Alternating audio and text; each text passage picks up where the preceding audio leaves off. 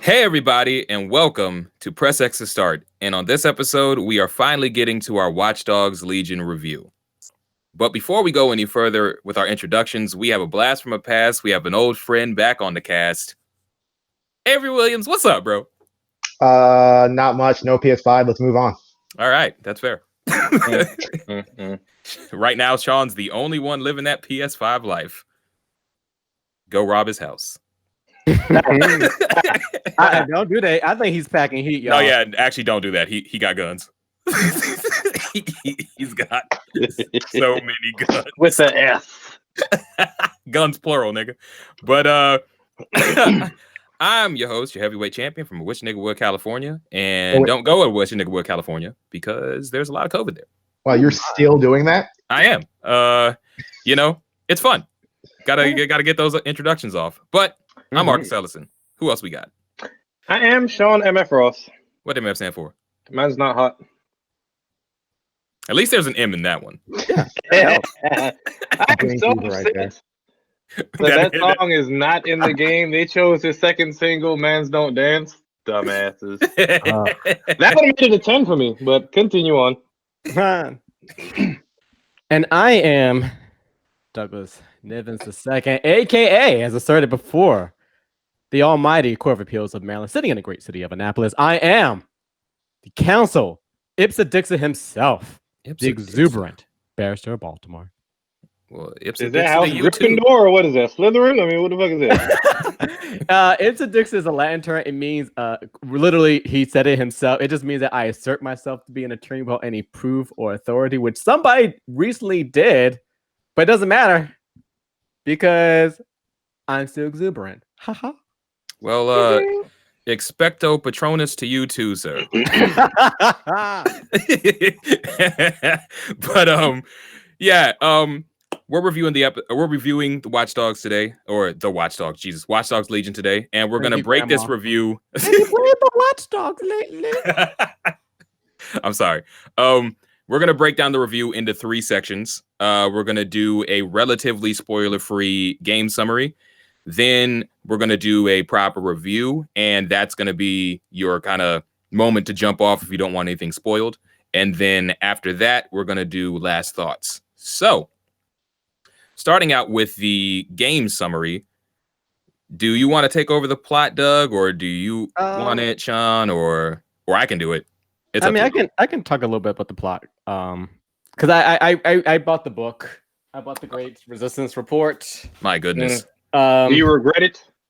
I like the book. I really like the book. It's a decent book. I give the book a 10. As far as paper goes, huh? It's very glossy. So just to give a basic summary, after events of Watch Dogs 1 and Watch Dogs 2, Chicago and San Francisco, respectively, Almighty Bloom exports their central operating system to Europe, going first into London. As we all know, London actually, for real, is actually one of the most surveilled cities in the modern world. They had the most CCTVs in China per capita. Well, it's in a per capita basis. That's how you beat it with China. But China is more of a psychopath. They're giving people social ratings. China got fucking cameras pointed at people's doors. Yes, yeah, but China is also 1 billion people, so that's the. I get you. Relativeness. So the way that the game opens up is that one day a series of explosions occur throughout London. The authorities blame the terrorist attack on DedSec and they start hunting them down, essentially pretty much killing everybody in DedSec except for one person. Yep. An operative named Sabine. And since the attacks, the government has used the attacks as an excuse to try to boost up its own law enforcement. So they hire a contractor called Albion to patrol the streets as local law enforcement.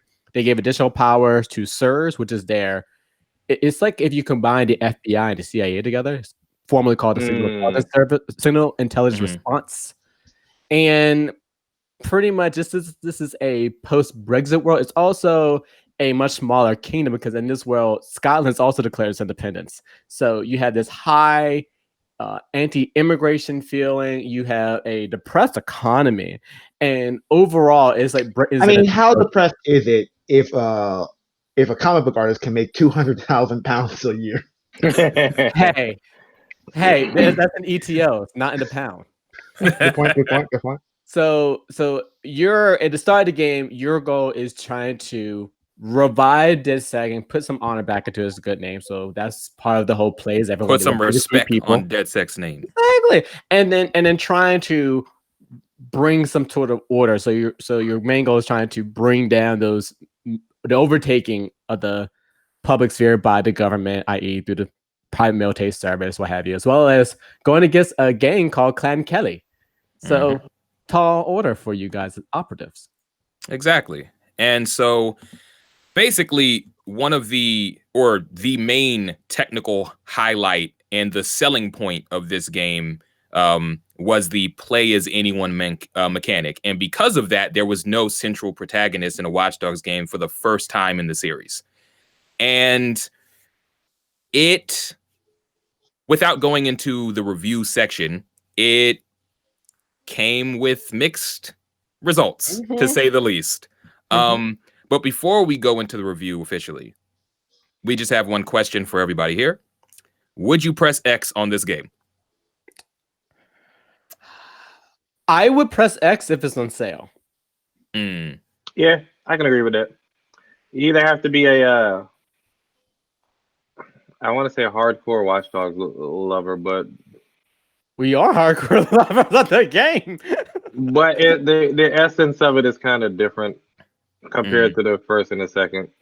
Okay. What about you, Avery? No. I would say this is a game that if you have an opportunity to play, you should, because there's a lot of interesting things that it does that are very sort of, I guess, informative that I think of how games are going to function going forward. But in terms of spending money on this game now.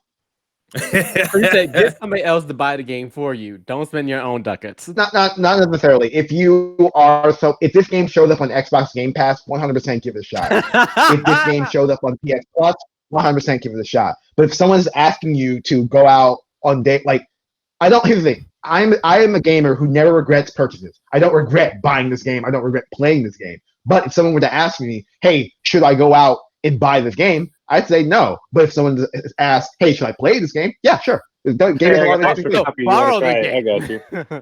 Okay. And I'm pretty much with you guys. Like, I would only press X on this if it was like in a deep sale or on PS Plus. I don't regret copping it, but like I kind of wish I would have just done it on like a much lower price or free. This wasn't a must-have on release day. No, not at all. And not I bought it. At all. I pre-ordered the gold edition, and I'll tell you, it is not worth that gold edition price. I am Is sorry. Is it silver? Is it bronze? I'm so sorry. It's pearl.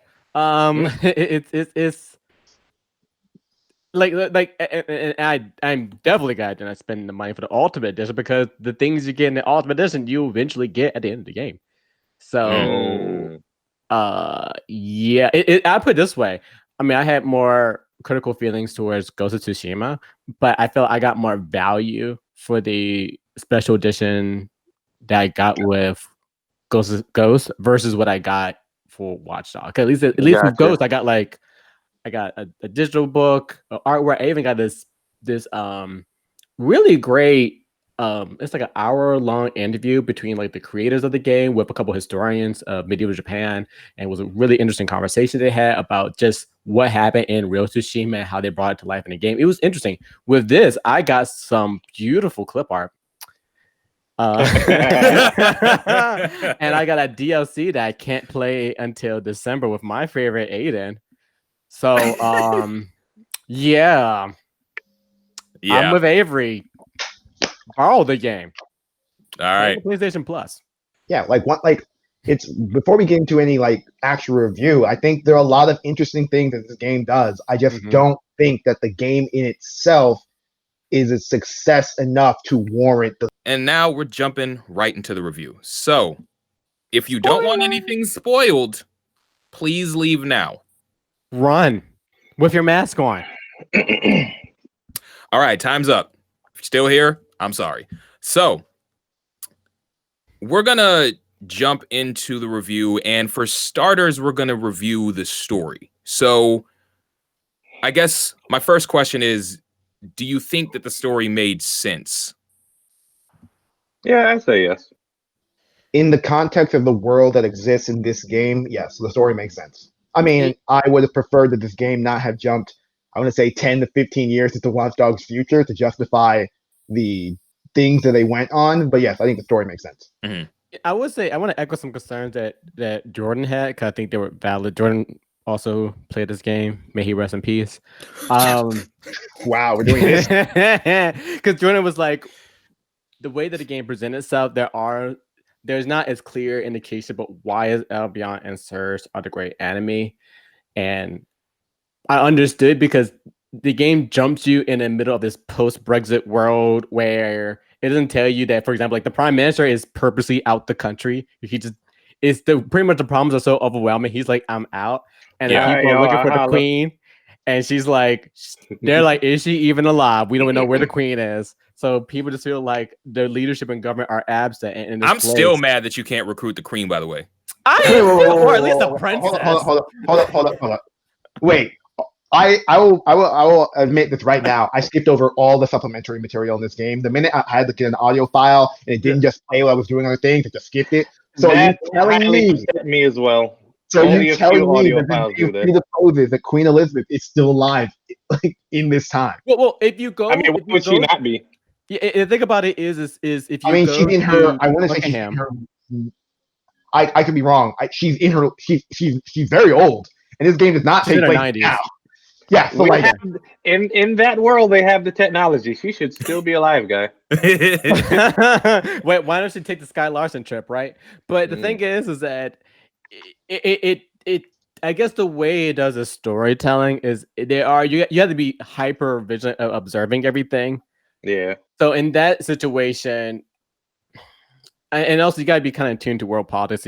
Why is Brexit? Because this is a crazy world. Like that's the reason why the British flag has no blue in it, is because Scotland's out the Union. I didn't get that fact because unless I read the Resistance report, there's no Scotland. That's why all the British flag is black, yellow, red, and white. And I always kind of was wondering, why is that color pattern?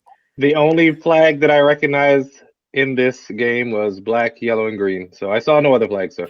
Bullet. I actually I wonder what this game would have been if Brexit hadn't been a thing. You know what I mean? Like if that whole situation hadn't happened, I wonder if they would have still went with a London location for Watch Dogs Legion. On everything sorry. No, go ahead. Everything I know about Ubisoft and the way they make games, they didn't make this game because of Brexit. They predicted Brexit was going to happen and then made this game.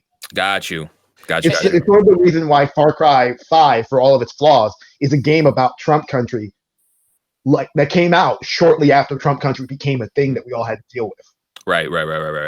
And the thing about with Brexit, I mean, the one thing I appreciate of the story is that as an American, finally we have a game to look at the geopolitics of another country, because a lot of times we're looking at everything is said here, everything through American eyes. Correct. Like even GTA 5, which is not made in the United States, but it is a hyper surreal, California. It's a mirror world, It's a satire of California. Yeah. And for once we look at Britain, like look at how do they treat immigration in Britain and what does it mean to be English?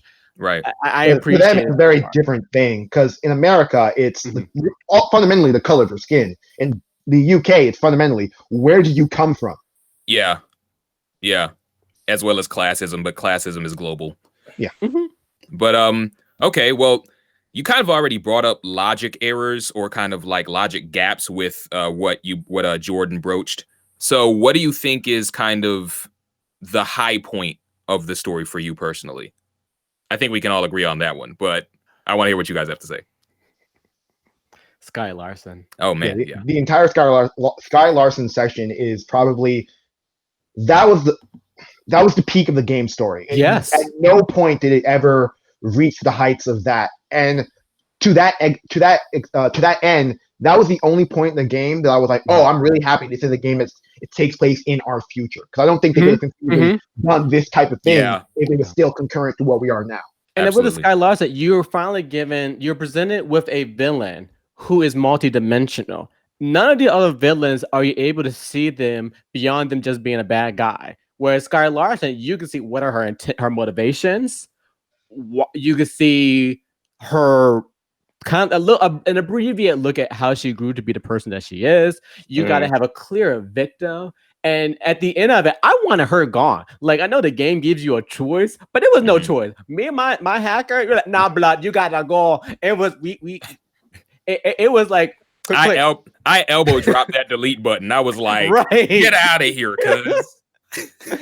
And apparently, at the end of all said and done, your choice doesn't matter because it doesn't matter. Yeah, the game kills her, which is upsetting. Yeah, it's dumb. And that's the only disappointing part. But I also it also was a part where is a way to tell a story where you don't necessarily need to make it challenging, but it made it the mission felt cool. Like going It was interesting. Yeah, Yes. extremely It visually. was actually a mission that really explored a very interesting science fiction topic, and then asked you how do you feel about that mission. Ultimately, it doesn't mean anything, but at the end of the day, how you went about that mission and how you explored it really challenges how you feel about, to a certain extent, immortality. Also, it was proper creepy. Like I felt like I was walking through an episode of Devs or something like that. Thing. I thought like Full Metal Alchemist. I'm like, this is instead of turning the little girl with the dog, it's like you put your mom in the machine. Because when she was like, I'm in pain, where am I? She also did put her dog in something. Poor spider bot. She did. Oh yeah. She did. Full Metal Alchemist. Yeah, man. Oh my god. Yeah. Okay, so overall, would you say the story was compelling? No, not overall. No. In the context of the main story beats didn't do anything beyond what is it, bog standard cyberpunk tale. Like it's we are an anarchist resistance movement versus a police state system. There was like nothing interesting about that story. It was the individual elements of the main arcs that were interesting and what sort of drives you through it. However, the Sky Larson part is the only part that really rises above and says, I would have liked to have seen this game. Yes. Right. And unfortunately, because the Sky Larson mission is so early, you have a high level expectation that says, okay, we're ramping up now.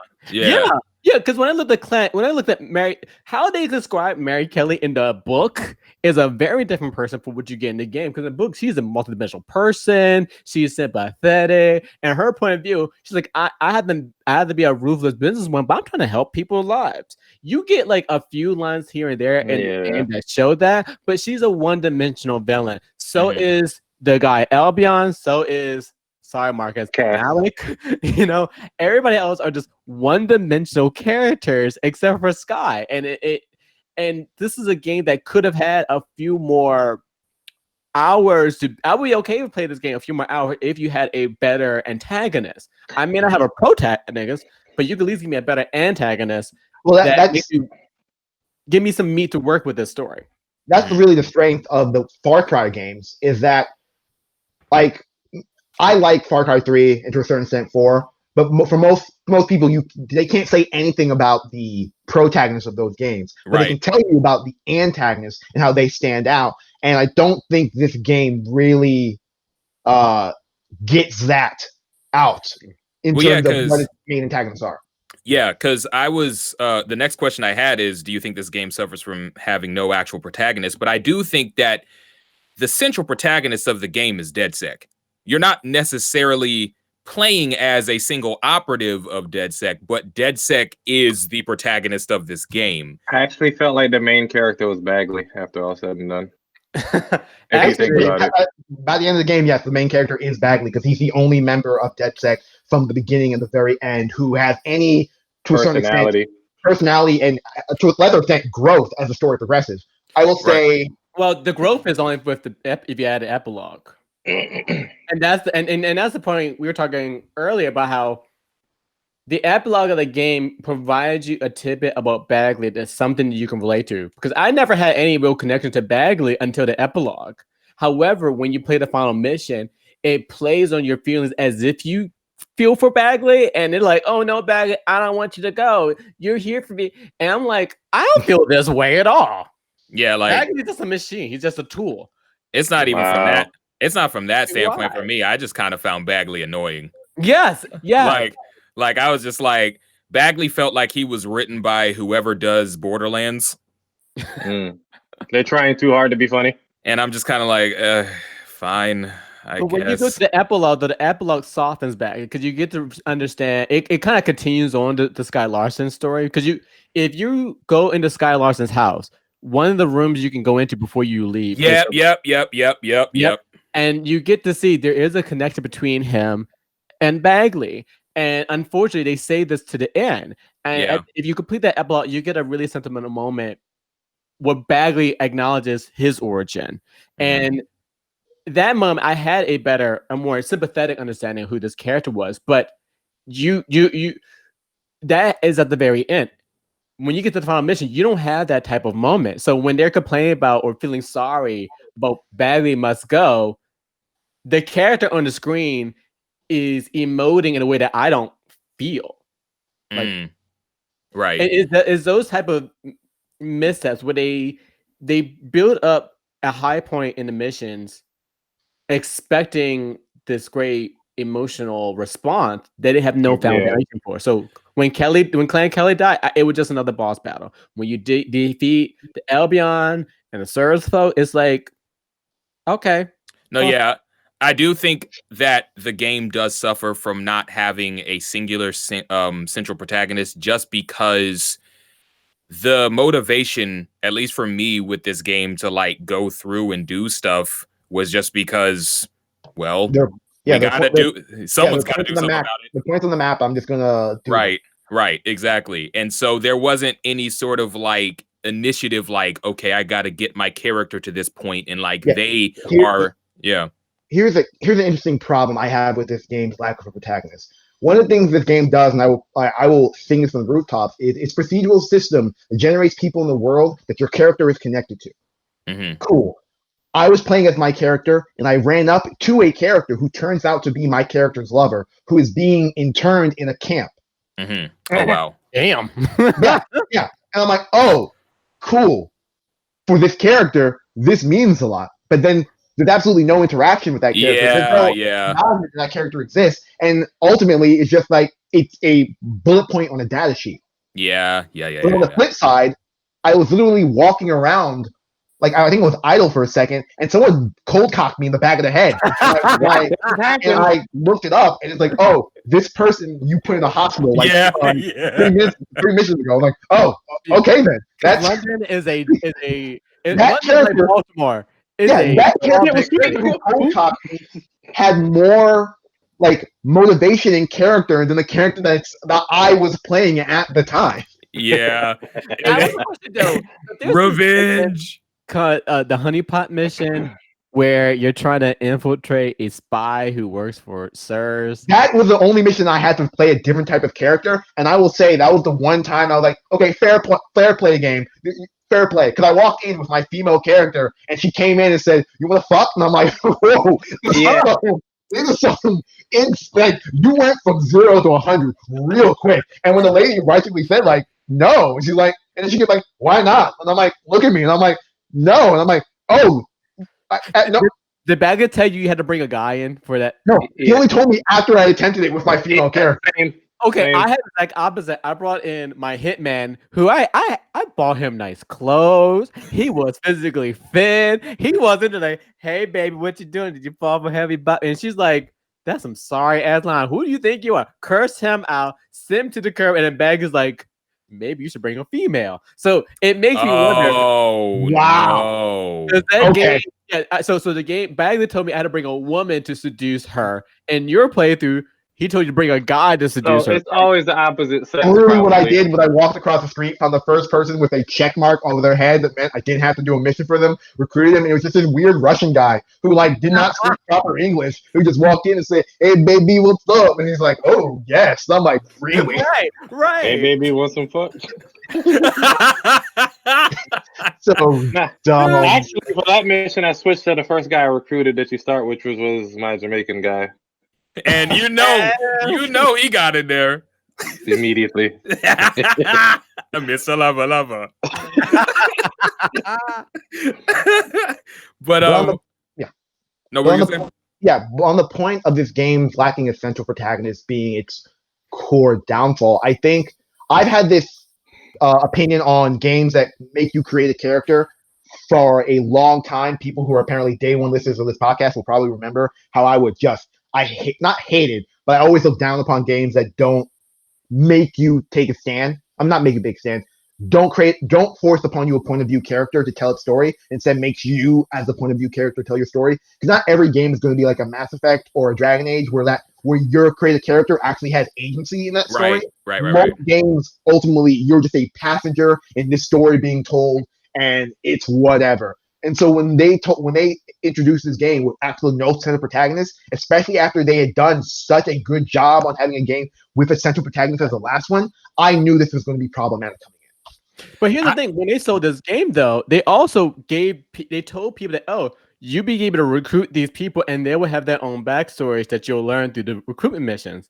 But when you play the recruitment missions, and once you go through a few of them, they literally repeat. Start repeating, yeah. And so I literally had 3 missions that are exactly the same. They went to the exact same kind of highlight. It was the exact same.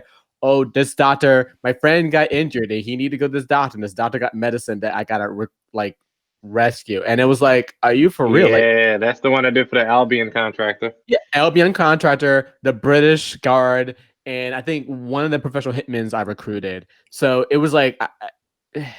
And I think that that's something that definitely we can get into more when we start talking gameplay for sure.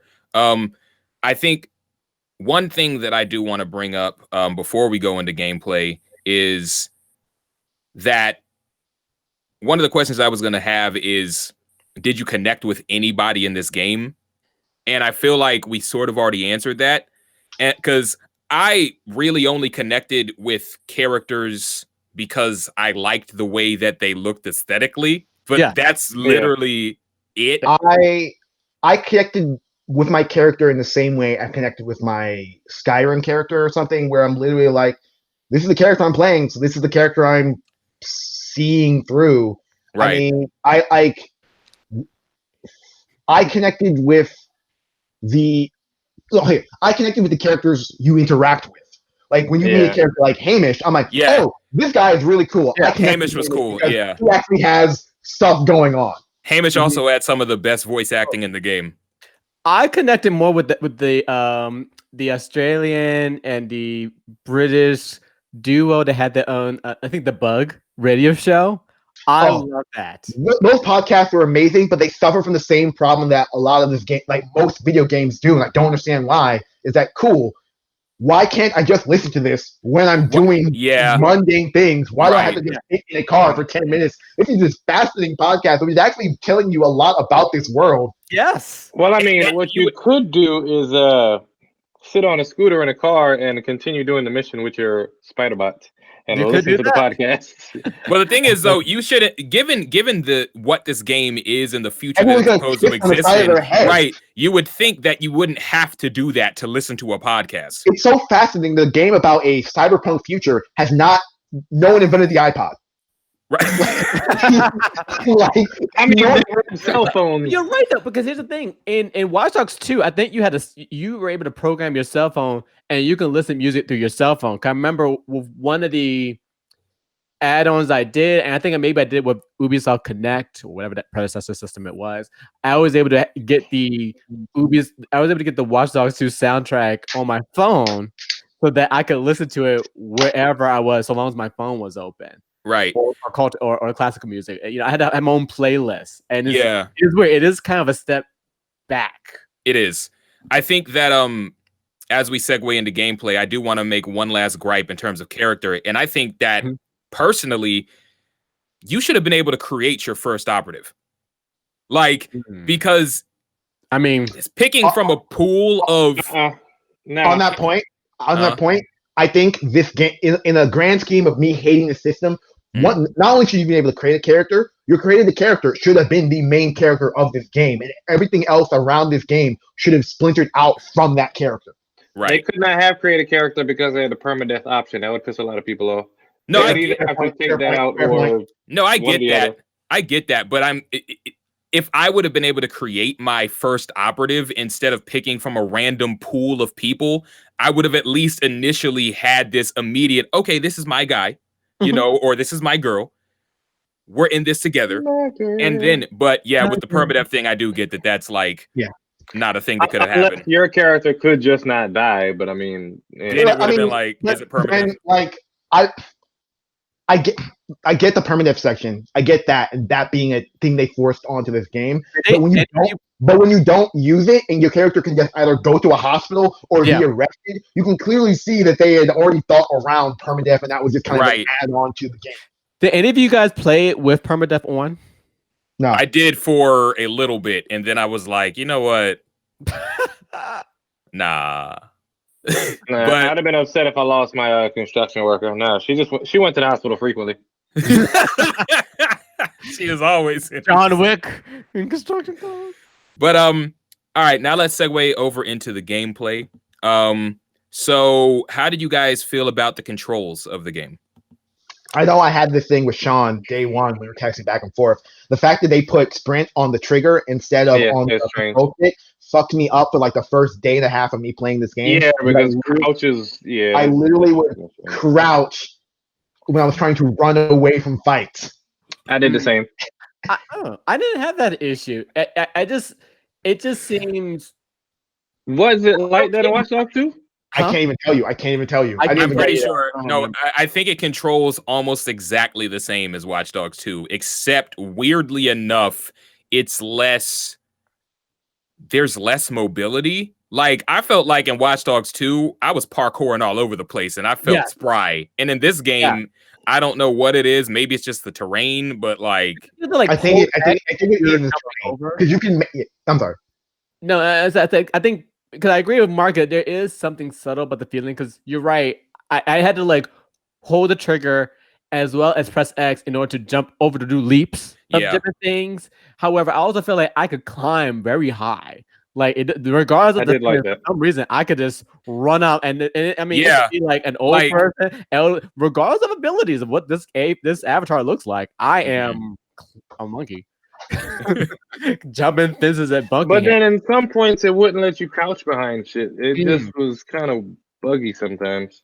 Or like those times you would accidentally pull out your melee weapon and your character would just repeat the melee weapon pullout animation for infinitum. That is not fun. Well, how did you feel about combat? I know that you guys.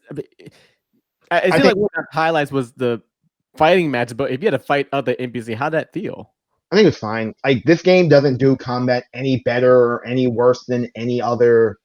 Well, it doesn't do it worse than games that focus, like, they don't focus on it. And it's weird. Nothing about the game's combat really excited me. Like, when I got into firefights, I never was like, ooh, this is going to be fun. It was more like, okay, I'll just do this firefight.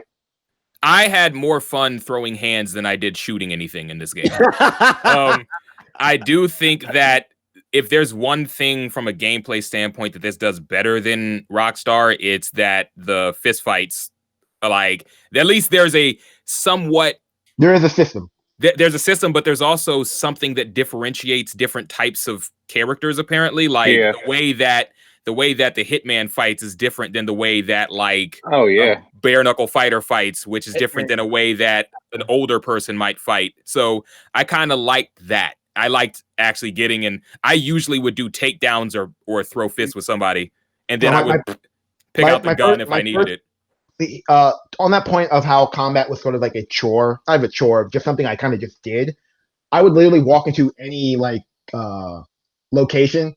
I would find the biggest terror bot in the area, make it betray everyone, so it just killed half the people in the room, and then I would just go walk around and go from like a roving bandit from person to person, punch them out, disarm the next guy, punch him out, just move on. Because as long as they didn't pull out my gun, they wouldn't immediately respond with force. Yeah, which is like a weird thing. I could be like in the central basement of MI6, and like they're like, oh, we're just gonna fight with hands. I'm like, that's how during the boss battle at Albion, like you do all this work shooting down this big ship thing, and then at the end I'm just wailing on him with my fist. Like I'm just like, it was the funniest thing. Like he's had this gun, he's trying to shoot me. You would unlock him. Like that was, on that boss battle. You know what happened? I was I was crouching behind cover. He jumped out. I threw an EMP. He got stunned, and I shot him like twice, and he died. Right. I'm like, okay. He came out with full armor with like a LMG, and I'm like, I guess, boom, you're dead. I have a question about this is something I've been thinking about though. In this game, for many of your basic characters, you only have one gadget to choose from. Like some of the special I ones hated that. have two, but like I remember in Watch Dogs 2, you were able to have like I think up to Multiple. 2 gadgets or multiple gadgets. You pretty much had all your gadgets. It was necessary to limit yourself to 1 or 2 gadgets. I think that is a design decision they made to try and make every character feel more bespoke, and ultimately it just It didn't really hamstring the game. it didn't really matter to anything because they made everything so wide open and optional that like at no point did I feel like I needed to use most of the gadgets. I played the game with only the spider bot and with the EMP. Thank you. I said the same thing, Avery. Like there's like I Yeah, use the electric fist just so I could like, you know, cave a nigga's chest in real fast, but and then like on that point, like cool, I could just stun you and get an instant takedown and then move Yeah. from person to person doing that. You didn't need the fist. I only Yeah. did the AR cloak and the spider bot. I never I did use the hour cloak a lot too. any other gadget, and I always wonder like why can't I have both? Like you give me a spy watch and an AR cloak. Why can't I have if they can have 2 gadgets? Why can't my other characters have 2 gadgets? And there was no reason. Yeah, there really wasn't. It's not like there was a tier list. But Oh. I also want to bring up because I don't know if any of you guys used the uniformed characters at all. I but did. There was Outside no of the mission reason they to. asked me to do it, no. And There this was no reason to. There's no reason to. good. yeah, no, I was gonna say because there was a couple of times where I would just decide, okay, I'm gonna use the path of least resistance and just use a uniformed character because I don't feel like stealthing my way through this. But the fact that you can go in there as a uniformed character, and if another person gets too close to you, they can tell that you're not one of theirs. the point. I'm like, I mean, how it in the made no heck? sense. How would you know? Exactly. It made no sense. Yeah. The only time you had yourself to Don't do think anything that suspicious, like run. Yeah, What? you can't run. And it'll tell you is- how far is too close. So it's like, Yeah. what's the point? It is a Actually, core information of the Once hit. they start noticing you, you could run out of their line of sight and be fine. No, yeah, that's true, but it's still stupid that you even have to do that because it's Yeah. like I'm in the outfit. Like it's not like I'm another character that just put on an Albion outfit or a Clan Kelly outfit. No, I was in the group. So like, how in the heck do you know that now I'm dead sick? And if you look in terms of a storyline, Albion employed thousands of guards here. They can always have a new person there. So what it should be, they should be like, oh, you look different. Like the closer they get to you, and it literally should be kind of like they start engaging with you, and then they're kind of like, hey, you No, don't Doug. here. No, What it's they like, should have done is they should have let you be able to be Lyndon.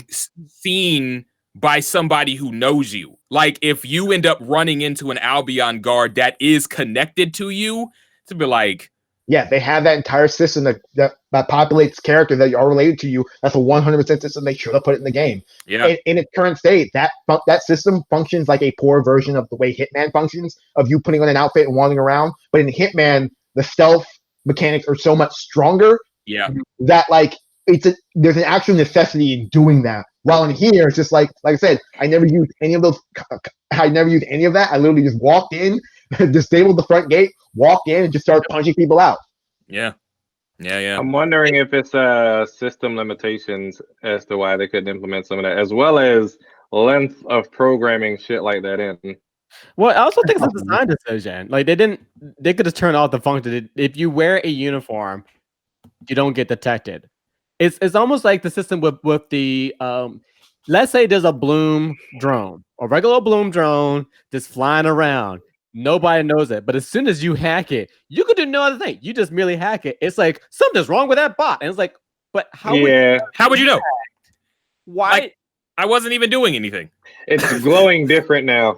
It's stuff like that. Is like I blame on direction. This is Yeah. the game direction that somebody said, well, if you hack it, you're instantly noticed, regardless of Yeah. what action you do or do not take. Yeah. On that point about the uniform thing and why it doesn't work and why it does work and why it shouldn't do the I'm just invisible to everyone as I walk in. I do think because this is a speaking of poor direction, I really hate that a lot of missions ultimately just end up with you just fighting like 200 dudes. Yeah. Like here's you in a small room, stand next to the machine and just fight 200 dudes. And I feel like that design decision is something that impacted the way the uniform stuff works. But if you look at the gadgets and weapons available, it seemed like they were catering to people who wanted to play combat in Watch Dogs 2. Because that was another thing. A lot of people say, well, I try to fight my way through Watch Dogs 2, and it's a very short game. It's like, no, the game designed for you to use stealth. So when they made this iteration of Watch Dogs, it seemed like they wanted, okay, you want to shoot your way in the past? Here you go. You have all these guns. A lot of the gadgets, like the flying drone. You want to throw hands? Here you go. Yes, it is. But for me, who like doing things stealthily, all I had was an AR cloak and a bot. That's it. And like, there's no other creativity of what tools you can use. I will give the game props though for its sandbox capabilities in terms of if you felt like it, you really could approach any of those missions or most of the missions from a lot of different types of ways. Like there are a lot of different types of ways to get into certain buildings. There's a lot of different types of ways to, like, us talking just now, we were talking about how, you know, Sean would go into situations as a blunt object. Avery would usually use subterfuge. There we go. Subterfuge. Yeah. You know, like there are different ways to attack these things, which I appreciate, but just needed more polish. And I mean, on the subject of game design, do you guys feel like the design of the game was above average or bad? Like how well designed was London? How many bugs did you experience or any crashes? Every time I save. Yeah. Every time you tried to exit or quit the menu, it would crash. Yeah. I can't save the game. The game saves it for me because I guess it knows best, which also angers me in terms of the play as anyone, because I cannot save a game, play with one character, and then, you know, replay it with a different character. No, I don't have that opportunity to replay missions with different characters unless I start over the entire campaign. So, which is, I think, to Sean's earlier point, it's the permadeath part rearing its head because they don't want you to save scum the game, which is a decision. Yeah, it's a game decision. I'm like, it sounds counterintuitive with all the other ways they give you options, but then they also kind of shoehorn these other things at your face, and it's like, no, I should be able to replay a mission as a beekeeper and then try it again as an anarchist. If you want me to believe that this is a pool of a team, we're a team of people. Right. No, you don't. This is one of the things where you don't invest in ways in which you want me to play. Yeah, I'd say that like from like a environment design standpoint, I feel like London initially, like the appeal of, oh, it's London goes away quickly and you just realize you're just in a place with trash roads. I have been to London on multiple occasions, and I can say that for the most part, it is just a very condensed representation of London. But one thing I would really applaud its design is that straight up, you can just, like, as someone who's ridden the fucking subway, the London Underground so many times, that is the underground.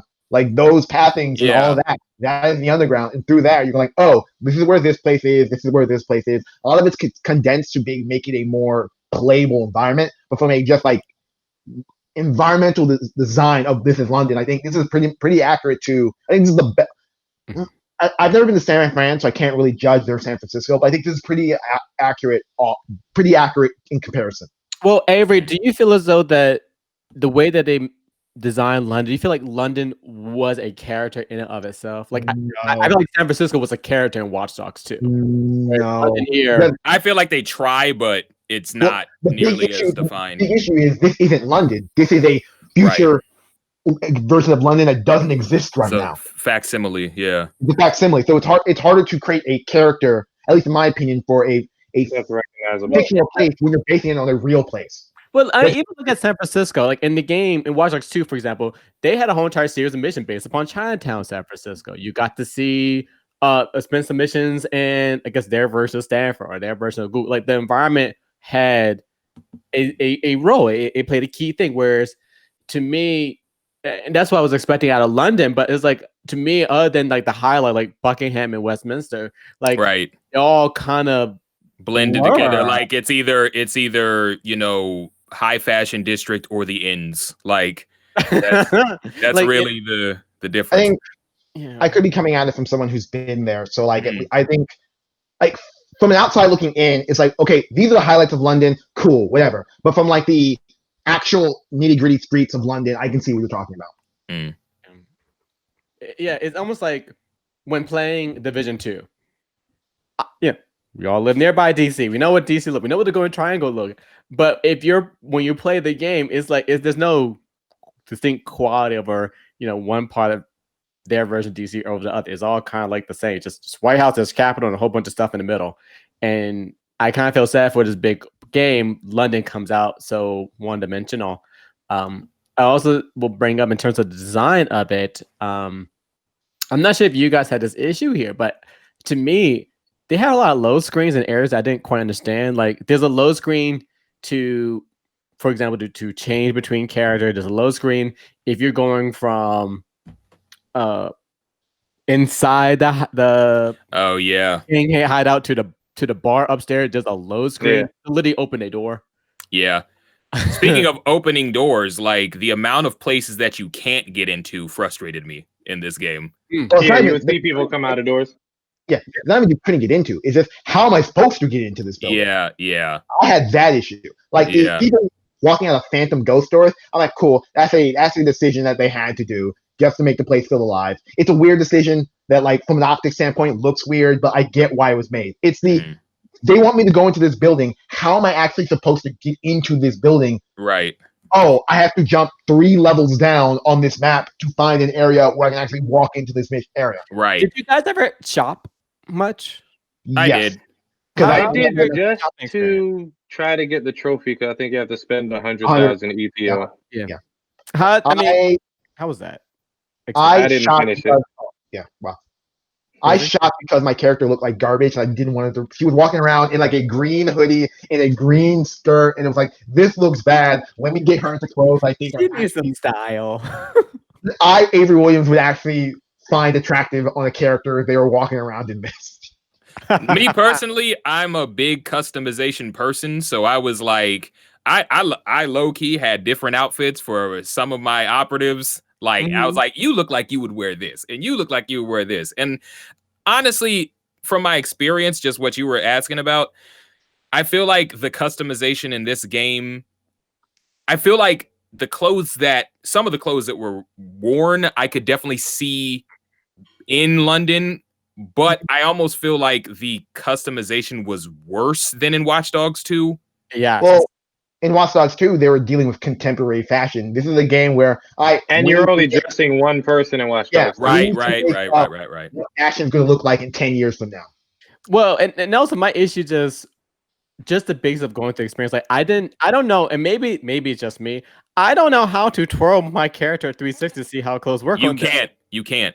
And if you go to a store nighttime or daytime, that affects the amount of lighting you get when you buy clothes. So there's time where I'm like, I want to, change this outfit because I want to change a different mask. I'm like, oh, it's dark outside, so I can't literally see what the It was mask looks too like. ambitious and the technology isn't there because what you're saying is, as far as dressing people, with Watch Dogs 2, they only had to count from one body type when you're putting on clothes. If you can recruit literally anybody, big, fat, tall, skinny, whatever, and But then like, dress them all. Give me a light though. Like if you're going to a store, give me a light. That's all I want to be. I want to. First of all, you're not going into a store. You're standing outside. Yeah, you're just there is no stores. literally. You're My going to seat a is touch gone 20 screen. years from now. You're like going that, to a touch screen. You could at least create a fake dressing room where there's light and I can see How Yeah. would I do a 360? Like I don't like because you're going to have to do a 360 markup anyway because we're playing a third person view. So they're going to wear that outfit at different angles. It's the future. Why can't I do a 360 pan? Something I found generally frustrating and why I at a certain point just stopped caring about how my character looked after I found the right outfit for her is that like why couldn't I just save the outfit? Mm. Yes. Yeah. Like there's a screen that says wardrobe and you go into it and it's like it shows up misc and it's like what the character's like this miscellaneous outfit is. I'm like, why couldn't I Yeah. save one right now as an outfit? Yeah. I own You're all these clothes. You're I own all absolutely these right. clothes. And it took me forever to realize that they would show me an outfit and like I would wear a coat, the coat would be open. I'm like, oh, this is cool. But then I put it on my character model and the character model would have the clothes. I'm like, Well, you why can is- change that and actually. I'm like, oh, it's because I have a backpack on and because of the backpack, it's closing it. Like, this is weird. I think you could change that though, because like certain jackets, you could have it half zipped up, half. No, yeah, open. you can use the toggle button, but you can't toggle your jacket open if you have a bag on. It'll If you have a bag. automatically close So it. automatically close. Hey, I need to have a messenger bag. I'm a hacker. I love the mask option. I The love mask it. option is great. I I love actually the love mask the option is actual, the cool thing, and this is probably something they did during the pandemic times. Like, all right, we're gonna make face masks a thing that you buy in this game and you can wear, and like Yeah. that's the thing we're gonna make a thing in this game. I am Never out did it. these streets with a face mask on. one thing they don't make a lot of things that you can do in the game particularly obvious. Like I didn't realize until damn near I was finished with the game that you could put skins on the DedSec weapons. Yep. I have go. Everybody have a go gun for me because that's part of the gold edition I bought. The fact that they inform you of the uniformed missions midway through the game, as opposed to the moment that you get a uniformed Uniform character employee, in the is insane. Oh Like, yeah, I recruited an Albion and a police officer early on because I was like, well, I might need them. this. Yeah. And so now one thing the game did make it a little convenient is that because I already had an Albion guard in my crew, when it came to the recruit and Albion mission, they just kind of like, oh, you have We an already Albion. have one. And Bag's like, you should use this person. yeah, It's like, okay, that's cool. I appreciate it. I had the same thing happen to me, which is cool. I do have one last question about the design before we go into talking about the experience a little bit and then doing our last thoughts. So, about that voice acting, What blood? because this game had me split right down the middle because I think that a lot of the accent work itself was fine. I did think that they did a good job of representing the different ethnicities and races that live in London. There's South Asians, there's Jamaicans, there's Africans. I did like that. But the line reading for most of the characters in this were so bad. Was there any specific example that really triggered you? It's just the line readings were flat, like except for the characters that were like actual characters in the game, like Hamish, the villains, Sabine, even Stormzy. But like everyone else, it's like they got just like the first actor they could find on Backstage, and we're like, "You can do an accent, right? Cool. Read this line with no context." And That's the issue. That gets to the issue of having no main protagonist because these voice actors are literally just spitting out lines that can fit into any situation because that's how Yeah. the game works. So I think that's what really affects the line reading. Is Yeah. that, hey, so my friend just died? No, you just bought a bagel. Okay, we're gonna use this line because your friend just died, but you just bought a bagel. I just imagine they all got like a huge book of voice line, and they spent like a whole week just reading every single line in the game. You're right. It is kind of that was more the humorous part of the game for me. I was doing one of like a recruitment mission, and this dude was talking about how his friend was like stuck in an internment camp, and the dude was like, "Oh man, that's rough." And I'm like, "Wow." That's what I'm talking about. Like here's the weird things that I want to damn man. dissect about this game is first for a while I thought all these individual characters I recruited had personalities because every time I would switch to my main character, my quote unquote main character, she would do these weird like hey, and I'm like, okay, that's her personality. That's the type of person she is. But then I accidentally recruited to another character, and that character did hey, and I'm like, oh, okay, this is her personality. It's like how whenever you reopen the game, you see what your character's doing in the middle of their whatever activity before Bagley wakes them up. Say, hey, let's do this mission. And well, my spy with my hitman, my British guard, because I was so proud of my British guard. Like they're all selling like phones on the black market for ETOs, and I'm like, why would my spy sell a phone on the street? Like he's a spy. He don't need to do this. Yeah, Mine was always drinking in the pub. Yeah, no, I had one that got me real. One of the unique moments that got me that had me laughing was my bartender character. She was drinking at the pub and the dude was trying to hit on her, and so she slumped that man before getting called on by Bagley, and I was like, "Go ahead, Kamala." Really? Her name was Kamala. Oh, okay. Okay.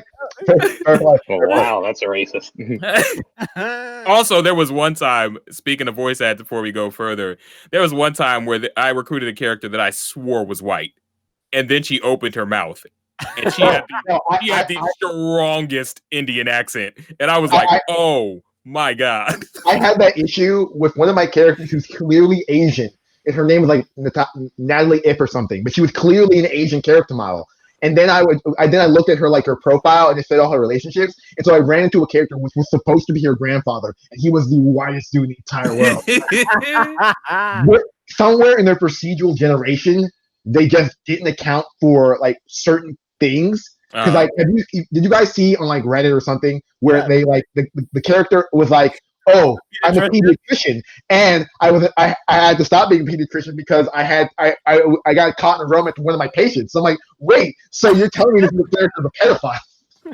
Oh no, I had a similar issue. I said this to Sean where it was a side mission where they interrupt some drug sale, and so there was one of the Clan Killer members was selling drugs, and so I was like looking like one of the other NPCs who came up to buy drugs, and it was a guy who was a child care provider. I'm like, he's like doing drugs. He's like buying drugs till 12 o'clock. I'm like, oh, this child care provider is buying drugs out in the open here before he goes to work. It's like, hey, you know that wasn't his off day, Douglas. You gotta relax. I love how there was like a time, like it's 6 o'clock in the morning, and he's there buying drugs till 12. He's doing crime. Like sometimes you're going with the hoodlum and saying he's doing crimes till 12. I'm like, he's chilling. He's not in the middle of crime. He's just chilling. He's doing loitering, Avery, and that's a crime. He listens to the crime. That's why the play as everyone mechanic. Man, it gives us as much as it takes us, and it's like I understand it had high aspirations, but there's not a lot of guardrails about what they kick out. And yeah, it's like they succeeded with the mechanic. They just needed far more time to tune it to be something that everyone would be saying like, this needs to be in every game. Like they're on the verge of like the Nemesis system, where like everyone was like, this needs to be in every game, but they didn't. They didn't stick the landing. That landing just didn't stick. Yeah. Okay, so we've kind of already talked about if the game met our expectations, and like we already talked about what mission stood out the most. How do you think this game compares to Watch Dogs 1 and 2? Because currently, Watch Dogs 1 on Metacritic has an 80, Watch Dogs 2 has an 82, and then Legion has a 71. Would you say that's a fair assessment of the way that it compares to the first two? We haven't played the entire game yet because multiplayer isn't out yet. But I can't markedly tell you anything that was improved from Watch Dogs 2 other than this play as anyone system, and the game may have suffered a little bit for it. Mm-hmm. I think. No, Avery. I think that Metacritic makes absolute sense to me based on how I feel about all of these games. And like when I was still on the podcast, we would have this conversation of, I think Watch Dogs 2 came out in 2016. So it was between that and Final Fantasy 15 for me at the time as my game of the year. And I had to sit there and be like, I legitimately think Watch Dogs 2, for all its flaws, was my game of the year that year. And this is a game where like it's nowhere in the conversation. But like I think it's competent enough to that 71 makes sense to me. That 71 makes sense to me. Yeah. I feel the same way. I felt Watch Dogs 2. The game itself was an 8, and Marcus made it 8.5. And I have a Watch Dogs 2 T-shirt. I got the hat. I have a figurine of Marcus at my office. Like I really, really enjoyed that game, and it had a great story. It had a good character, And a great cast. huh? Yeah, it did have a great cast. This and a great soundtrack by Hudson Mohawk. Yeah, This game man. is such a disappointment because I would say in the soundtrack part, none of the sounds really actually stood out for me. Yeah, Yeah. not Other than particularly. other And than other the Sky songs I Larson mission, which was emotionally impactful, all the other mission just was underwhelming. And in terms of just, I mean, yes, we haven't gotten a multiplayer yet. I guess that'll come out in a few weeks, but I don't feel all that motivated to go to multiplayer.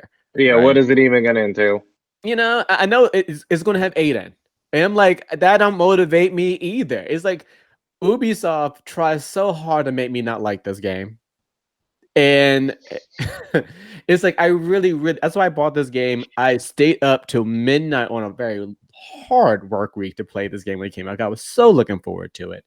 And yet, when you get down to playing the main story missions, it's like, it had a lot of promise, but it's not coming through. And yeah, the bugs I've experienced has not been game breaking as much as it was in the past, but It's an inconvenience. it isn't inconvenient. And it does say something when your game has had this many patches within the first 2 weeks. Like Yeah. there's been a lot of work going on. Trust So me, there's someone still playing Avengers. I know. you're right. Half this Oh, is not buddy. bad as Avengers. Oof. Yeah, I know. so that's why my issue has been with the professional reviewer. There's a lot of people like Game Informer. Their reviewer gave this a 9, but their own editor in chief is like, I can't play this game on PC. It's so broken. Like Yeah, I mean, story there. if Watch Dogs 1 was kind of the game that underwhelmed in terms of expectations, but still delivered a solid product, and then Watch Dogs 2 was the little game that kind of came out of nowhere and blew people's minds. Almost an Didn't- Uncharted story. Yeah, But it didn't sell, unfortunately. yeah, exactly. Then Because this of game, Watch Dogs 1. That's why it didn't Yeah. sell.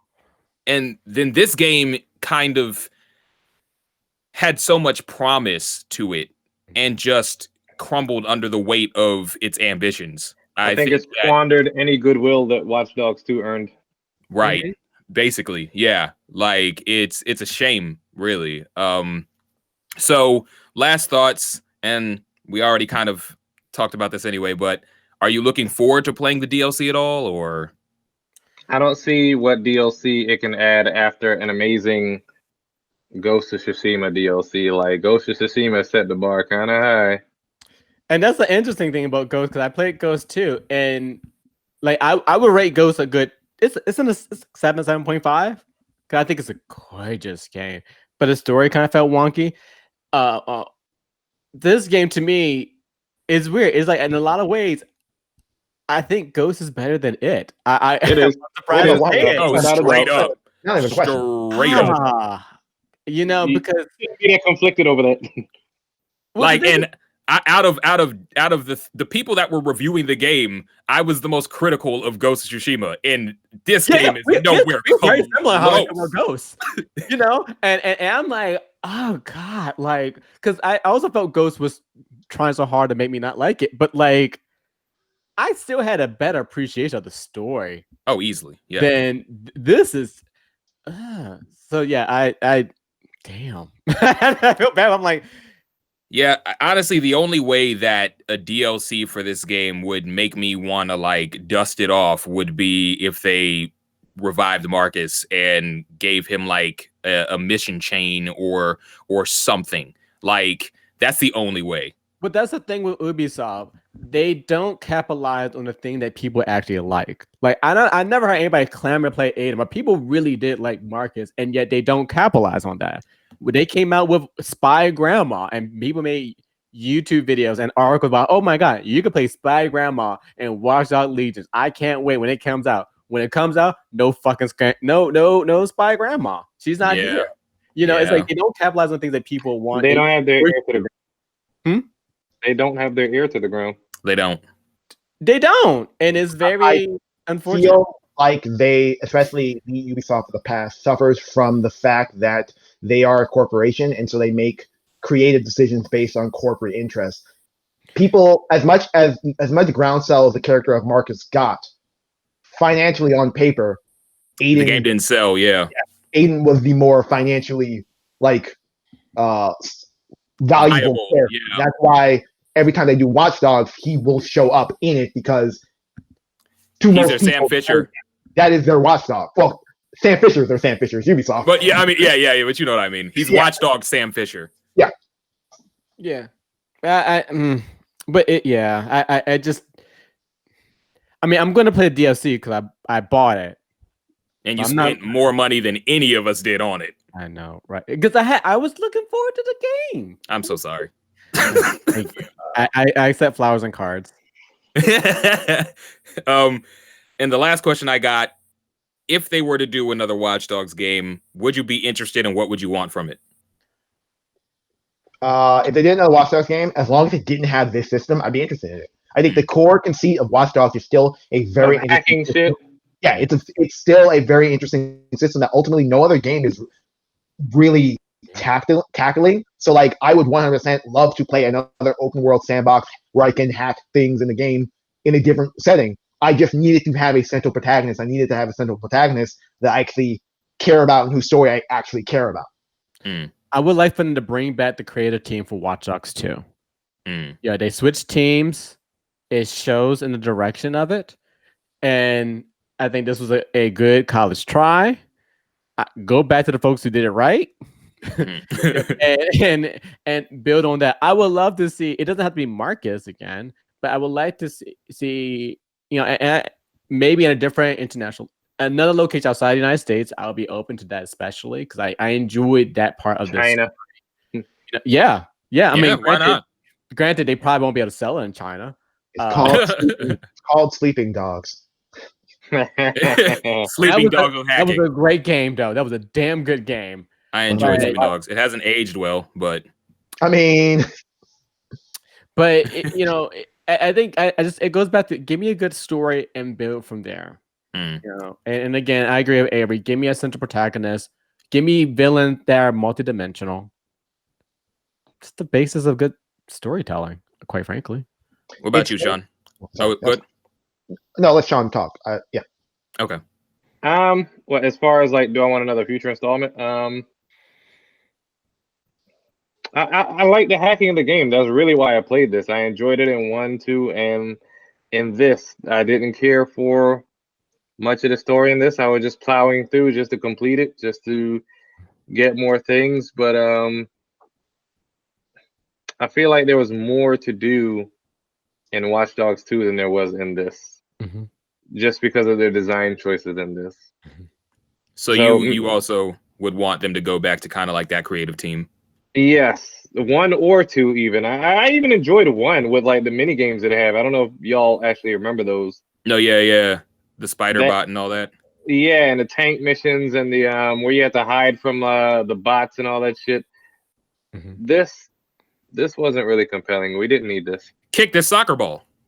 It was a mission to like the very end of the game. Like that was the thing you could do. Yeah. I still miss the fact that, and this is one of the biggest selling point that I really got disappointed. I'm not sure I brought this earlier, but like I expected to have a team of people for whom I could work with missions. So I expected I could do a beekeeper, a Buckingham Palace guard, a spy. We three do a mission together, and we you did bring that up. Yeah. What you wanted was GTA 5 with hacking. Yeah. And if they brought that's the only way where if they did play as everyone, if I could have that ability, I would be open to that. Okay. Then, Suicide mission for Mass Effect 2. Yeah. Like if the missions were like the suicide mission for Mass Effect 2, where like I could slot in all these different characters who have all these attributes and abilities to function differently on this mission, and we get different outcomes. I'll be like, this would be the greatest game ever designed based on what they sold it as. And if I got that, yeah. I mean, you got a piece of that in the final mission, a piece, but A you smidgen. didn't a smidgen of it, and could that would be? I'd be like, what if I had like my more combat folks at the front and my hacker could be in the back doing that? Yeah, But I maybe also the PS5 will get that.